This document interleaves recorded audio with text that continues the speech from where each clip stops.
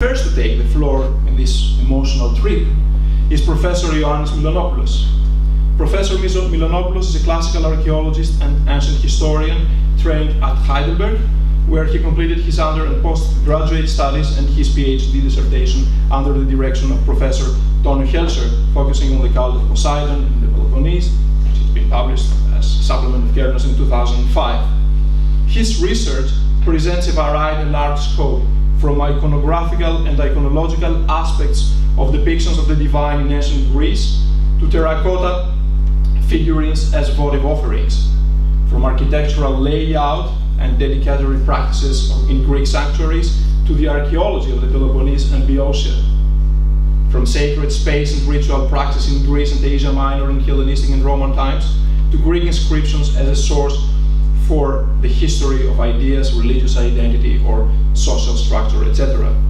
He is now Associate Professor at the Department of Ancient History and Archaeology, Columbia University, New York, and he is from 2014 the Director of the excavation at the Sanctuary of Poseidon at Onassis in Boeotia.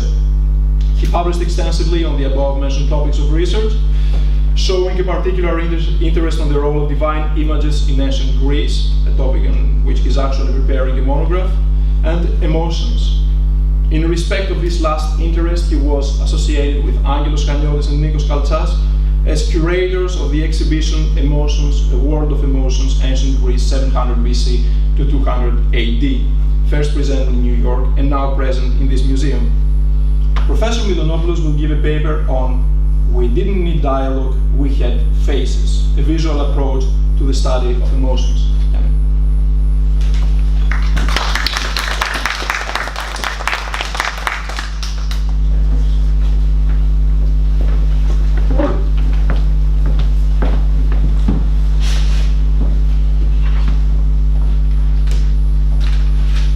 Thank you for the kind introduction, and of course, thanks to the directors of the three institutes organizing this wonderful conference. Thanks to the Acropolis Museum for hosting this conference, and of course to the Onassis Foundation for giving us the opportunity by bringing the exhibition on emotions to Athens to be here and be talking about emotions, whether emotionally or unemotionally, it's going to be seen.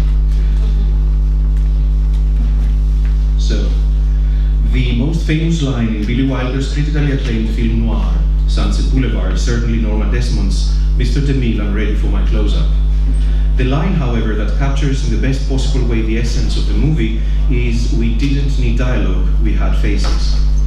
The simple sentence addresses rather brilliantly the issue whether or not emotions can be expressed adequately without words.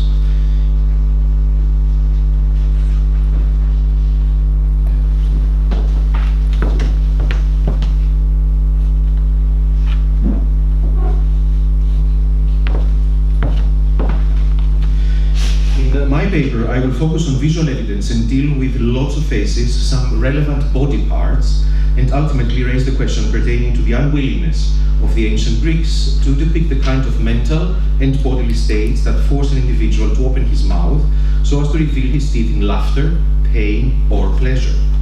Admittedly, laughter, pain, and even pleasure are no emotions, but they can be the product of specific emotional situations or can be the trigger of certain emotions. Thus, throughout my presentation, I will keep coming back to the question whether or not we can explore emotions in ancient Greece with visual rather than textual means. Allow me to return, however, to Gloria Swanson, alias Norma Desmond. The viewer cannot but feel drawn to the huge eyes, for which, by the way, Swanson was famous, and the open mouth that exposes the teeth. Studies on emotions have long discussed the importance of the eyes and the mouth as the primary features that, thanks to countless micro-expressions, can reveal willingly or unwillingly emotions more truthfully, whatever that means, than any spoken word or even gesture. Stating that emotions are hard to grasp, or even harder to study from a purely visual art historical perspective, is a truism. In addition, since the work of the German art historian Abi Warburg, who established the notion of pathos formel, classical archaeologists and art historians alike have fearfully avoided dealing with the subject of emotions in art in general, and Greek and Roman art in particular. The main and most obvious reason was, and partially still is, that a discipline oft accused of being subjective did not wish to deliver further ammunition to its scholarly critics.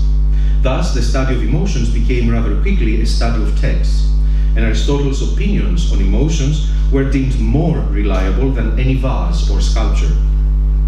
More than a decade ago, Yannis Tsividis, professor at Columbia's Department of Electrical Engineering, raised in an online blog the question about the absence of laughter and emotions in Greek sculpture. Brunilde Ridgway's, back then professor at Bryn Mawr, answer to Tsividis' question is rather characteristic of a scholarly attitude in the history of Greek art that more or less consciously ignores the study of emotions as one of the possible parameters for a better understanding of ancient art. And I cite her, "Even the Hellenistic period, for all its alleged realism, may show deformity or deformation, such as swollen cheeks from blowing on the pipes, but no true emotion." End of citation.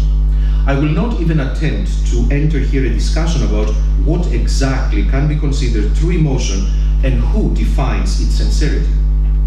Having as a starting point a Western culture with a voyeuristic interest in the far too overt verbalization of emotions, the countless reality shows and their bizarre success represent the most recent sign thereof. A mother or a grandmother, as in the slide shown, gently holding a child on a Greek funerary leaf are often considered emotionless, for they are not excessively emotional. Based on literary sources, art historians very often question the expression and representation of motherly emotions in Greek funerary art, and instead emphasized, for example, the interest of Renaissance artists in the depiction of various aspects of emotionality. But is Raphael's Madonna of the Meadow, now in the Kunsthistorisches Museum in Vienna, more emotional than a fragmentary archaic funerary stele from Attica, shown here? In both cases, everything is about a mother or a grandmother touching her child, and motherly affection is expressed through a gentle gesture. In the case of the famous classical stele of Ampharete and the Madonna of the Goldfinch in the Uffizi, a bird complements the scene of tender emotional proximity among family members. We will never be able to reconstruct the original expressiveness of the women's faces on the two Greek reliefs, since the colors are not preserved. Nonetheless, the emotions are there, even if they don't always meet our modern expectations of what true emotions are supposed to be and how they are to be expressed and visualized. In 2008, Vaso Kindi, a philosopher, published an article in the periodical Cogito, which centered around the presence, or as a matter of fact, absence of laughter in Greek sculpture. Indeed, Kindi had been inspired by Tsividis' question and decided to contact a number of art historians and ask them to briefly address the issue. Most of the answers did refer to the smile of archaic statues, but stressed the absence of a wholehearted laughter that exposes the teeth and the interior of the mouth. Ridgway, again, emphasized in her answer that in most cases in the post-archaic statuary, the smile, I cite Ridgway, was so well hidden that we cannot see it.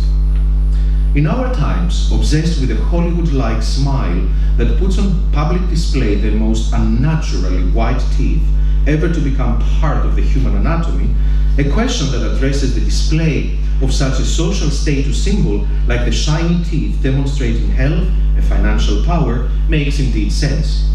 One can stress from the very beginning that exposing one's teeth, whether in laughter or not, was certainly not something that Greek artists and the buyers of their products, we keep forgetting them, were interested in.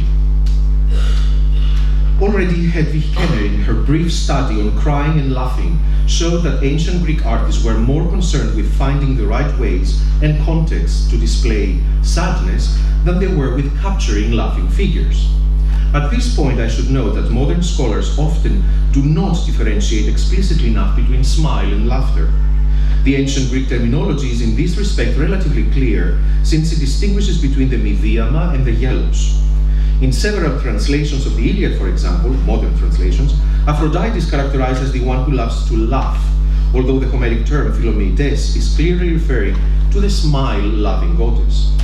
Similarly, scholars dealing with divine images far too often refer to the laughing statue of Aphrodite Sosandra from the Athenian Acropolis, although Lucian in his Icones, chapter 6, explicitly refers to her majestic and secret smile, το μηδίαμα σεμνών και λελεθός.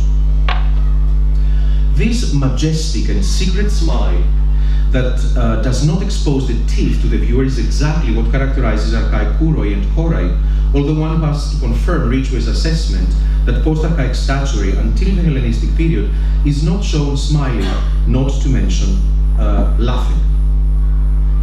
This observation applies in an even more obvious way to smiling deities that remain until the end of antiquity a rarity.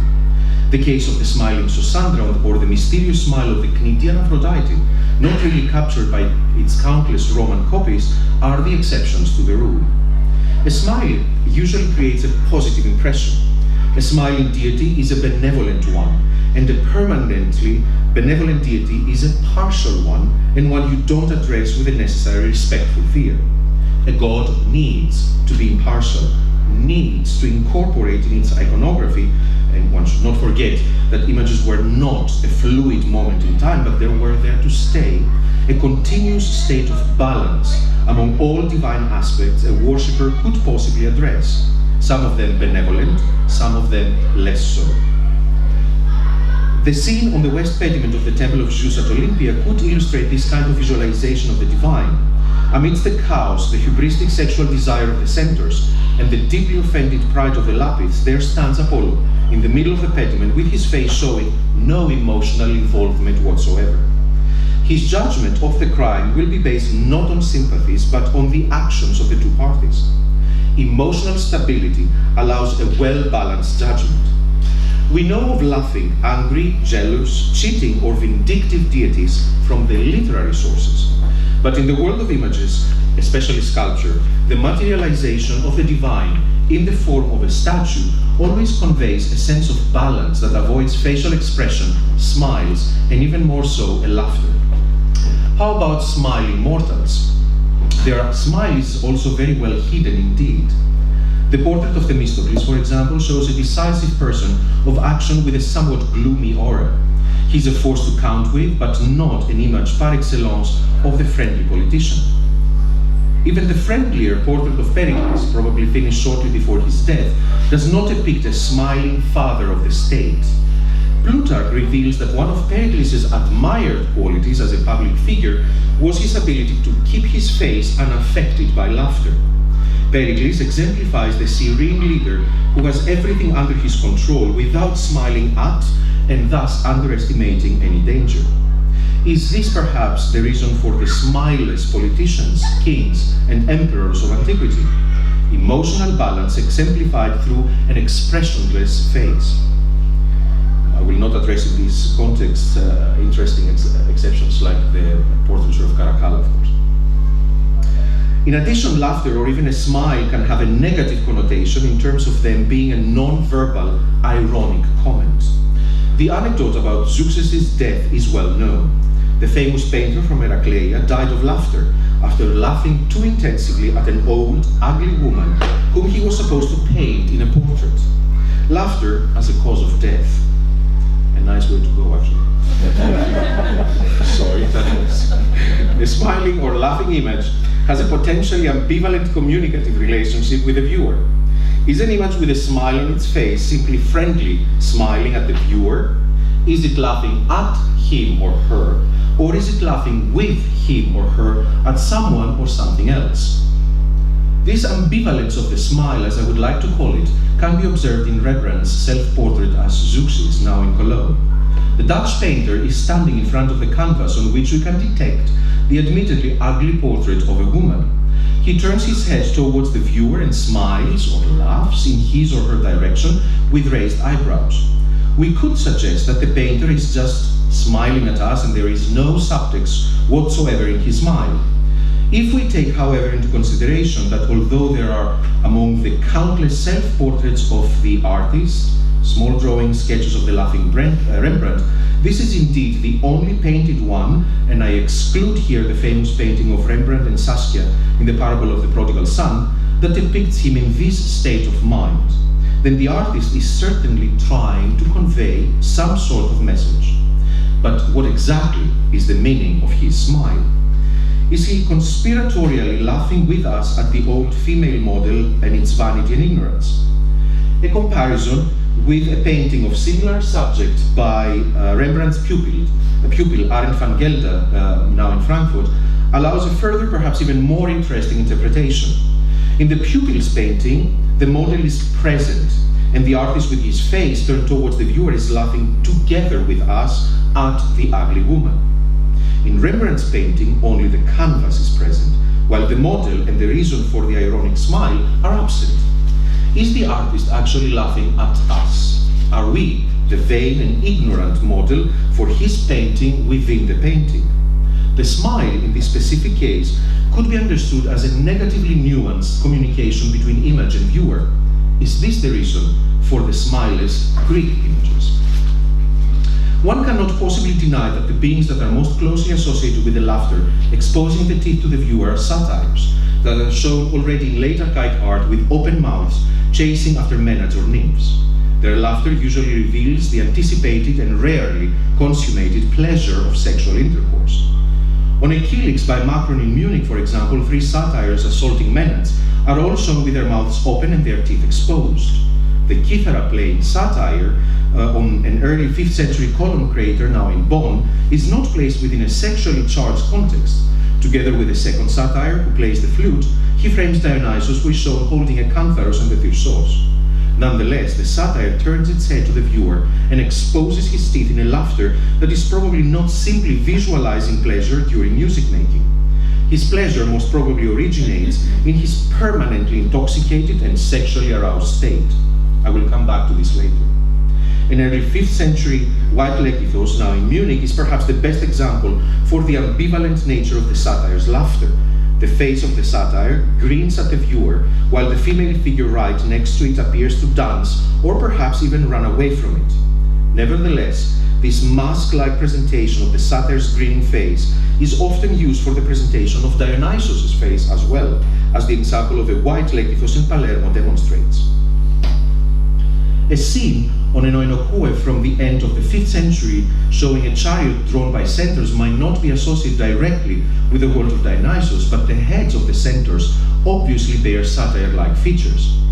Here, the centaur to the far left, I'm referring to this one over here, exposes his teeth as he laughs in devious pleasure at what his 2 companions are discussing right next to him. The way the centaur is shown observing the others from the corner of his eye and his raised eyebrow enhance the almost comedic situation. Exposed teeth behind a wide opened mouth are, however, not exclusively associated with laughter. They belong, for example, to the typical iconography of apotropaic images like the Gorgo or the Gorgonei. According to Gisela Richter's often consulted study of Greek sculpture and sculptors, the face was not, I cite her, the chief medium for the conveyance of human emotion for the archaic sculptor. End of citation. Nor was emotional expressiveness a principal aim in representations of human figures. Richter contends that archaic sculptors were not occupied with depicting the emotions because they first had to master the rendering of the human figure. We're going back to Winkelmann now. Although it is generally true that archaic sculpture is not as emotionally expressive as that of subsequent periods, a variety of emotions can be observed in sculpture of the late archaic period. A metope from Temple F at Selinous depicts a scene from the Gigantomachy in which an Olympian goddess strides forward and tramples her opponent. A number of elements are combined in this composition to communicate the giant's agony and impending death. The giant, writhing under the weight of the goddess's crushing foot, tilts his head back to extend fully his neck. The helmet is not drawn over the giant's face and appears to slide off his head, which perhaps communicates the force with which the giant is knocked to the ground. What comes as a surprise is neither the posture of the giant nor the overall compositional scheme of a victor stepping over his enemy, but rather the intensive moment of both bodily and psychological pain that comes with the realization of one's unavoidable death that the facial features are trying to convey. In addition to this, and from an art historical perspective, the meticulous dedication of the artist to the depiction of every tiny detail is nothing less than stunning. The eyes of the giant are narrowed to a squint and his mouth opens to expose both rows of teeth. the impact of the teeth's exposure is heightened by the visual demarcation of each individual tooth. One has to imagine the original impact of these exposed teeth to the viewer when they were still painted in white. In the early classical period, a metopy on the eastern side of the so-called temple at Selinous again depicts Heracles and an unknown Amazon engaged in battle. Heracles lunges forward to deliver the mortal blow. The scene does not explicitly portray the death of the Amazon, as did the Gigantomachy scene from Temple F, but she must be fully aware of what is to come. Her lips are stretched horizontally, her teeth are exposed and yet again very well demarcated. Can we suppose that fear or even agony is present on the Amazon's face? On the contrary, the face of the hero is calm and composed. Heracles gives no visible indication of effort or discomfort, although he does battle a very powerful opponent. One could hypothesize that these two rather unusual images come from Magna Grecia, from Selinous, a Greek colony with intense relations to the indigenous population, so that the art of this city could not be considered typically Greek. Yet, the Athenian Parthenon has something similar to offer. The temple's south metopy too depicts a considerably intense duel between a Lapith and a centaur. The Lapith drives his opponent to the ground and grasps tightly the centaur's neck. The human hero digs the tips of his fingers into the centaur's throat. In response to being choked, the centaur tilts his head up and shifts his eyes up towards the sky in a look of bodily suffering and despair. His forehead furrows and his eyebrows press in towards his nose. His mouth is stretched horizontally and fully open. We can see not only both rows of his teeth, but the inside of his mouth. One can imagine that this centaur is in such fear that he cries aloud in agony. It is interesting to note that in vase painting too, the exposure of the teeth to the viewer was often used as a visual means in order to express the struggle of an anti-hero or even an animal trying in vain to resist the deadly embrace of a hero. In most scenes depicting Heracles' fight against the Nemean lion, for example, the hero's face remains expressionless. In this case, emotionless means effortless. The hero shows no signs of struggle, while the animal is shown in his unsuccessful fight to avoid death with his mouth open and the teeth emphasized through white paint. Even more interesting is the way Euphronios distinguishes between Heracles and Antaios on the famous crater in Paris. Heracles' face is entirely calm, the mouth is closed without the lips being even pressed against each other, and the eyebrows reveal no sign of the struggle. On the contrary, Antaios' mouth is wide open and his teeth exposed, while his thick eyebrows are pressed against the nose, a way to depict the agony of the anti-hero about to be defeated and ultimately die. The metopes from Selinous and Athens and the two vases with scenes from Heraclean narratives that I briefly discussed show creatures in pain and or struggle that have well-known negative connotations, and in the case of giants, Amazons, and centaurs, have often been identified as the most prominent exponents of what the Greeks understood as the other.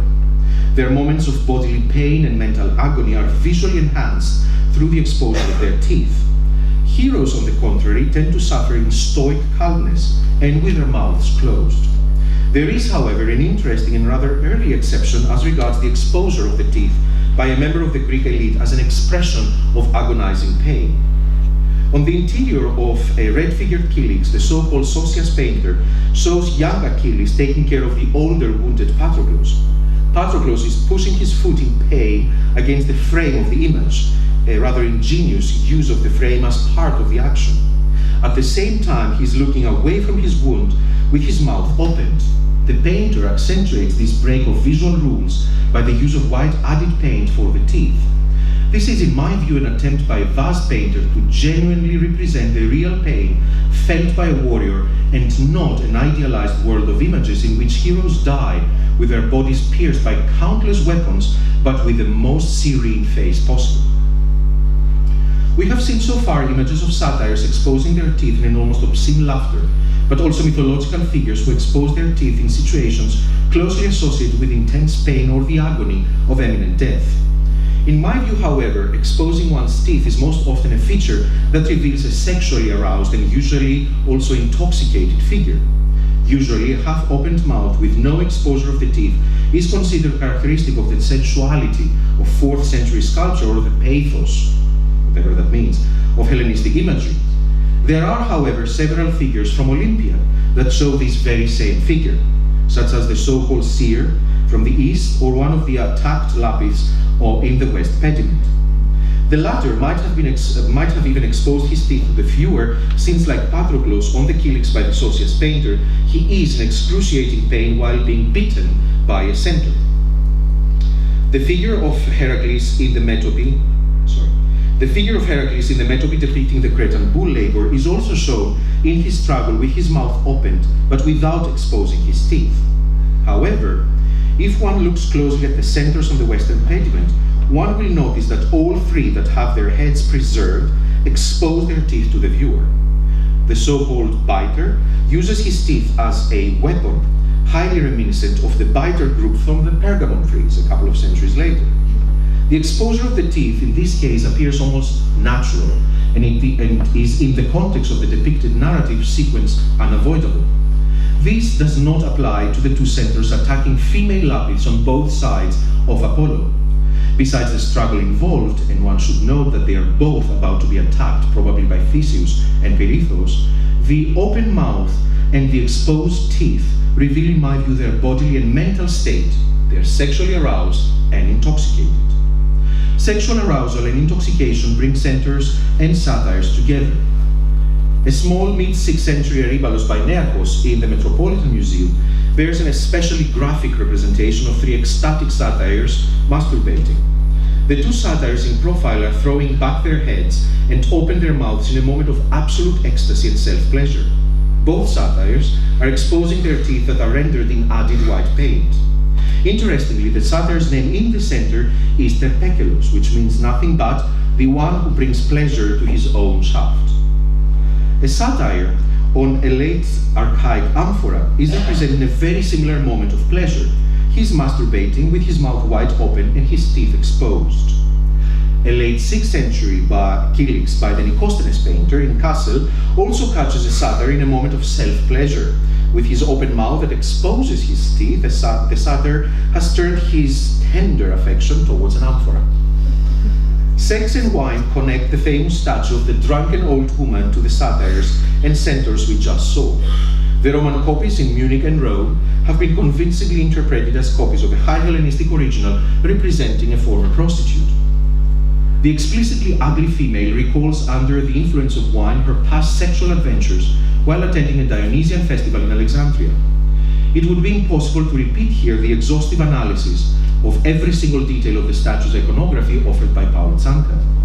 For the purpose of my paper, it suffices to concentrate on the motif of the thrown back head of the image that connects the statue to the sexually ecstatic figures of the satyrs on Nearchos' Erybalos. The Hellenistic drunken old woman does only represent an intoxicated individual, but also does not only represent an intoxicated individual, but also a person at the verge of society, comparable to the statue of the fisherman in the Vatican, or the two heads of old women in Dresden and London that also open their mouths and present their teeth, or lack thereof, to the viewer. Around the same time, the subject of a grinning satyr exposing his teeth to the viewer attracts the attention of sculptors, and Roman copies attest to the popularity of this particular motif. I have shown elsewhere that the grinning satyrs of the Hellenistic period might have their origins in the more delicately smiling satyrs of the 4th century that we usually associate with Praxiteles. However, the delicacy of the facial expression of the Praxitelian satyr, who only minimally exposes his teeth, is now transformed into a devious, almost obscene laugh that exposed the teeth.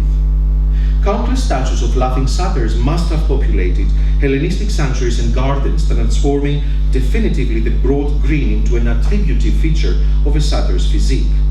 This is probably where the paretymological explanation of the word satyr originates that Elian preserves in his Varia Historia. Satyrive apo tou seserenai. They are called satyrs because they show their teeth, from Cyrene. The last examples of sculpture that I present demonstrate a well-known fact. The Hellenistic period saw a significant increase in the visualization of emotions, not only in the minor arts, but more importantly in monumental sculpture as well. For example, the so-called Pergamon frieze is filled with figures unequivocally showing their deathly agony, and the monument is often used as the perfect example of the much-cited Hellenistic pathos. Looking at the face of the giant attacked and forced to the ground by Athena, one is reminded of a poster by Louva published in London in 1944, a comparison drawn by Kati Maderna in her seminal paper on facial expressions in Greek art under the title Von der Ordnung der Mimik, bedrohliche Leidenschaften in der antiken Bildkunst. We see the hands of the French resistance coming out of the flames in the colors of the French flag throttle a Nazi soldier. The Nazi soldier throws his head back in an almost Hellenistic way, just like the giant of the Pergamon frieze. The diachronic iconography of the defeated and much hated adversary. Allow me to push Maderna's comparison even further. The Nazi soldier is not only throwing his head back, he also opens his mouth, exposing his teeth and apparently revealing his agony. The Pergamon frieze brings back the discussion about the striking difference between the divine and the non-divine face that we encountered already in the west pediment of Olympia. Despite the fact that the faces of the so-called Olympians have suffered unequally larger damages than the face of the giants, we can still observe the total absence of emotions from the faces of the gods when compared to the ferocity or the agony of the literally malformed faces of the giants. The discrepancy has been often explained by the usual equation emotion equals hubris, chaos and barbarism, versus absence of emotion equals civilizing power, serenity, Greek identity. The deformed face of Marsyas, who exposes his teeth in agony, seems to confirm this hypothesis, since Marsyas's hubristic attitude ended in his deformed face in anticipation of the cruel punishment. The equally hubristic Laocoon and his sons, who in addition are also non-Greeks, are shown in the moment of their agonizing death with bodies wildly trying to escape the two snakes, with faces deeply wrinkled and open mouths that expose the teeth to the viewer in a desperate but vain scream for help. A relatively neat interpretive model arises. The good Greeks smash apparently in perfect emotional balance their barbaric emotional adversaries. If this holds true, how are we then to explain the facial expression of the bearded figure of the so-called Pasquino group?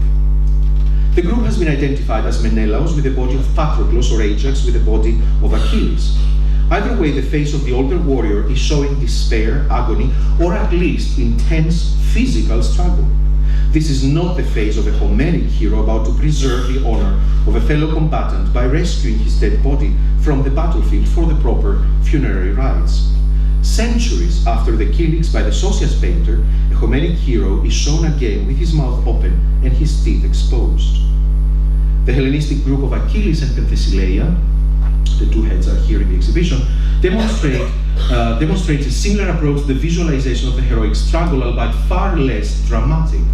Achilles does have an open mouth and his teeth can be seen, but the rest of his face, as opposed to the face of Menelaus or Ajax, remains divinely calm. No single explanation can be applied to all these examples. Instead, the art historian is called to understand the finely tuned sense of occasion behind every single image. The gods on the Pergamon frieze seem to follow a very long iconographic tradition of emotionally balanced divine beings. The agony of Marsyas, Laocoon and his sons, as well as the giants, is also visualized following a tradition that allows, perhaps even expects, the others to react differently to pain and agony. The expression of struggle on the face of Menelaus or Ajax, and even on the face of Achilles, is more passive. In previous centuries, heroes achieved or had to achieve everything effortlessly. The absence of effort elevated the achievement. Apparently, in Hellenistic times, it was the effort along the way, and not only the final result, that could at least occasionally be seen as a parameter that further dignified heroic achievements. We should raise the question whether this kind of emotional involvement was expressed before the Hellenistic period. The answer is not a straightforward one. In scenes of duels between two fully armed warriors, a theme popular among archaic vase painters, fear or agony in the eyes or facial expressions of the opponents is usually absent. One, of course, should stress the importance of gestures for the process of visualization of emotions. How gestures can convey emotions, or at least create an emotionally charged context, can be detected, for example, in such scenes in which the defeated adversary is lying on the ground and tries to touch the chin or the knee of the victor. It is this gesture that expresses visually the fear and the recognition of the shameful defeat, while the face remains, in several cases, emotionless. There are, however, some examples that show so-called micro-expressions accompanying the more obvious and easily recognizable gestures. On an icosthenic amphora of the late 6th century, for example, a warrior is shown chasing a woman, a scene without accompanying inscriptions that could be read by the viewer either as a specific representation of Menelaus chasing Helena, or as a generic image reproducing the dangers women faced in times of war.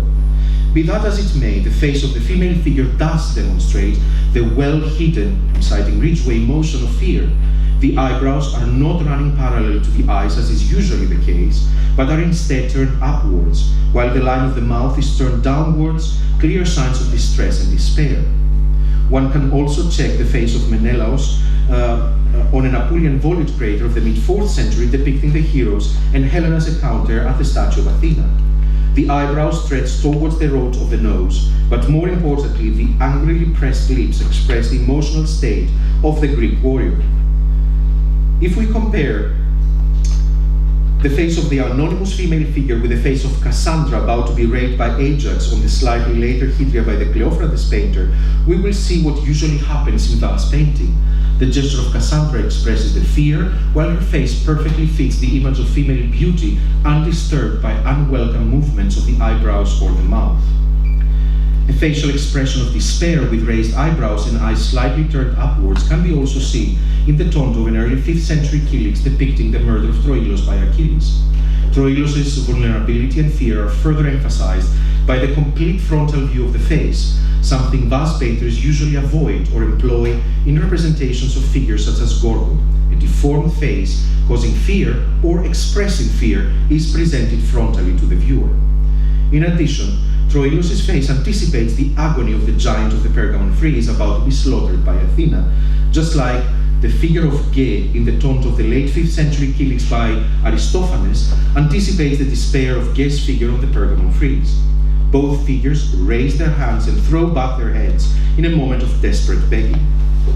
It seems that exposing one's teeth is associated with very specific bodily and mental states: drunkenness, defeat, angst, pain, realization of one's imminent death, and sexual arousal.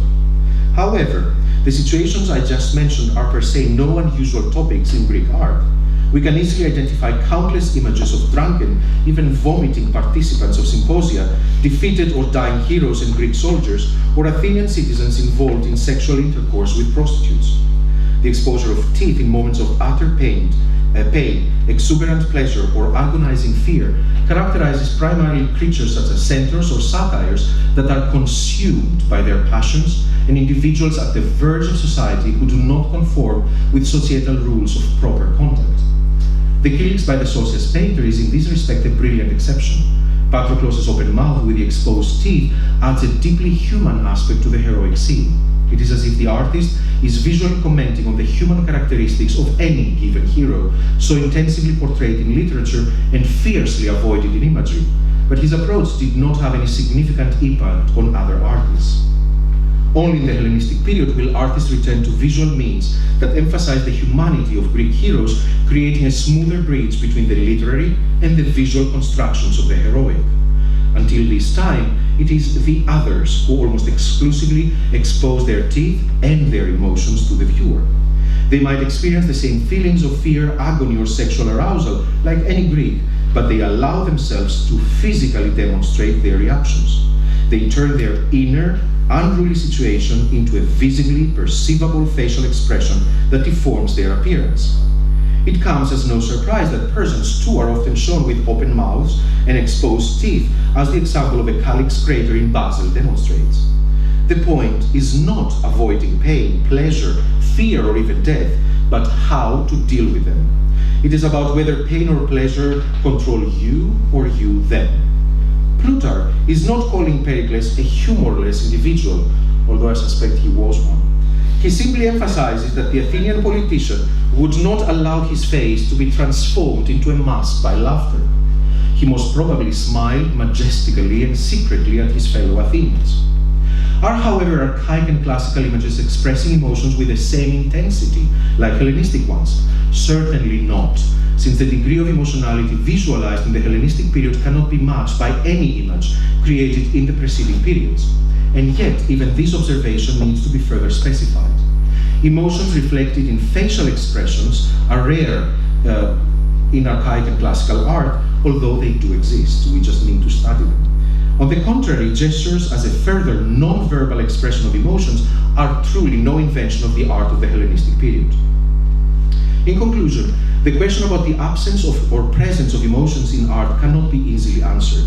Probably it is not even the right answer to ask, for emotions are always present in Greek art, and only the degree of their visibility varies. Archaic and classical art appears less emotional if we concentrate solely on facial expressions or gestures, but it does attempt to evoke emotions. The famous amphora by Exekias depicting the suicide of Ajax in Boulogne-sur-Mer shows an admittedly expressionless hero preparing his own death. Artists before and after Exekias prefer to depict this theme in a quite graphic, even gory way.